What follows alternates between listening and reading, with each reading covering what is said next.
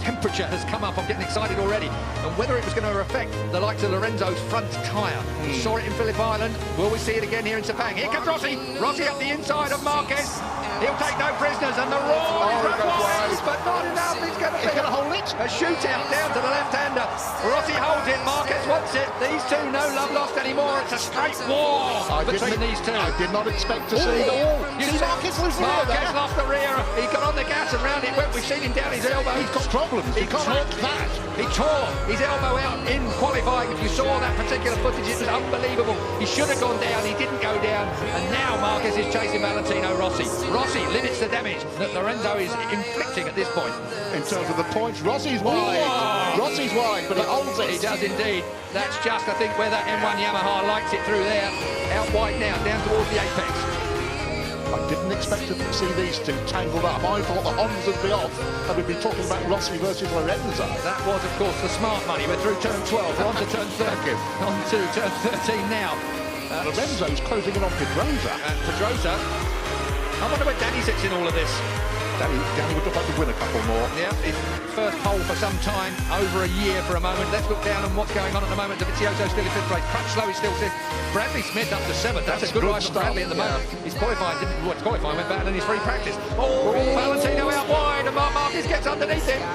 Now it's a straight shootout down towards turn one. These two are absolutely at it, aren't they? Off track and on. Honda does not last past. Oh, yes, it does. It does now. On the brakes. Marquez, did he make the apex? Barely. Just. Valentino, there was a yard, and Valentino took it. We're going to see that all the way through. And of course, what's going to happen while these two are playing like this? The front two are going to clear off. Are you accusing Marquez of playing with Valentino Rossi so Jorge Lorenzo could escape? It was the wrong words. I take it back. There's no playing going on here. They're both as serious as they can be. Here comes Marquez up the inside, and that blocks off Valentino again. This is an absolute war. We saw them come together at Argentina when front wheel touched back wheel. That really cost Marquez. It slung him up the road massively. This time, look at that. That's tough. Very fair. No, it's fair. Of course. Tough, but fair. Brilliant motorcycle racing. Two of the very best in the world. An icon, a legend. Two of the best up by a youngster. Two of the best we've ever seen in the world. So, Sepang, if we've got any Formula 1 fans in the crowd, certainly here at Sepang, you're going to see more passes in this lap between these two. You've probably seen the entire race on track. That is turn 9 up there. Oh, now, that through 10, rising up to 11. Quick nod to Marco Simoncelli here, and again, Valentino Rossi. He lost the front, he looks to the right, he lost the front, and through comes Marquez again. These two are at it. This is war, Keith. One is 22, one is 36. It is an incredible fight between the Spaniard and the legendary Italian. And meanwhile, Pedrosa and Lorenzo are clearing off into the distance to dispute the lead. It is a 7/10 lead last time at the line. We'll wait to see whether Lorenzo... He has closed it down. Yes, Lorenzo is chasing Pedrosa and he's closing it down. Marquez now in third place has the better of Valentino Rossi. Wide again. But he pulls that Honda. He wants to get that Honda to that apex, up on the fat bit, fire it out of there. +2, Marquez. That says it's on Lorenzo's board. Down then towards turn 1. Still Danny Pedrosa and Jorge out front. What an incredible few opening laps here. 20-lap race. We're already with only 15 to go. Take a look at this. Here comes Valentino.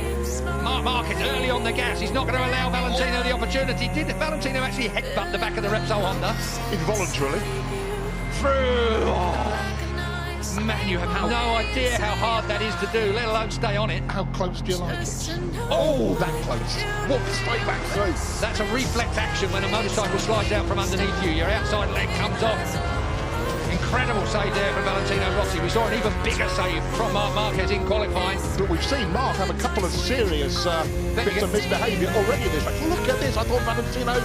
We're going to see more yet. Julian, straight underneath, and he moves Marquez off the line. Valentino Rossi, and again, feet off the footrest, looks round. I wouldn't bother waiting. This is Barry Sheen versus Kenny Roberts, 1979, ladies and gentlemen, and everybody's shaking their heads. Out goes Valentino again. Marquez, this is personal. This is a real personal fight. Valentino thinks he's been interfering with deliberately there. That's what that gesture was about. This is proper racing, if you ask me, Julian. I agree with you. I don't think it's got anything to do other than the fact there's two top men, egos and performances fighting around this Sepang racetrack. And all the time, Valentino's lead in the championship is being whittled away by Jorge Lorenzo out front. Underneath, that's two lines you can get through there quite neatly. It's when they touch, it's the problem. So, once again, Marquez in front of Valentino Rossi. the M1 and the Repsol 21-3V look so similar, Julian, around in different places on this track. Different motorcycles, different concepts, different strategies, but almost identical lap times. Meanwhile, Mr. Pedrosa... What's it? It was last time 6/10 at the last stop. It is 6/10 at the last stop. So Danny Pedrosa is falling down, or he's come down by a tenth between the front two. Look at this. The conspiracy theorists can the idea that Marquez is deliberately dropped back. We saw that motorbike slide from under him, make a couple of real nasty shapes. I don't think I'm even going there with a conspiracy theory. I don't believe that Marc Marquez is mucking about with Valentino Rossi. He's just not going to let Valentino Rossi have his own way. Whereas I think if Valentino had been slightly nicer to him, perhaps the mentality may have been that, OK, mate, you want it that bad, you can have it. Marc Marquez is always going to fight for a first place. Of course. I believe, and I believe that's where he's been now, but the fight just didn't look quite capable of it. The fight has put him where he is my point, Keith. Back where Rossi is. Rossi, though, has done everything he can, and he'll want to limit that damage. He needs that third place. And this is going to run all the way through. We've got 13 and a half laps to go. And looking back down, 2.7 seconds last time I looked from Lorenzo to Marquez in third place. And still 0.6 in the first two. Valentino. This will now tidy up a little bit as these two take stock of what's going on around them. Up out of turn 9, short shifting up into 10. Up through turn 10 they go. And as you look for 11, 65 mile an hour at turn 11, as a bit of curb comes Marquez's way and Valentino runs a little wide. Now that's turn 12. This is 140 odd mile an hour through there in third gear. It's a hell of a... Oh! And did Rossi stay on? He did, as we're at turn 13, back to second gear now for the 55 mile an hour. Rossi runs him out! Rossi ran him out! There is going to be a race direction investigation over there. There is going to be Mike Webber race direction. Is Valentino Rossi, the legend, going to get a penalty? He will get a penalty, I'm fairly sure of that. It almost looked like he looked up and nudged Marquez off the track.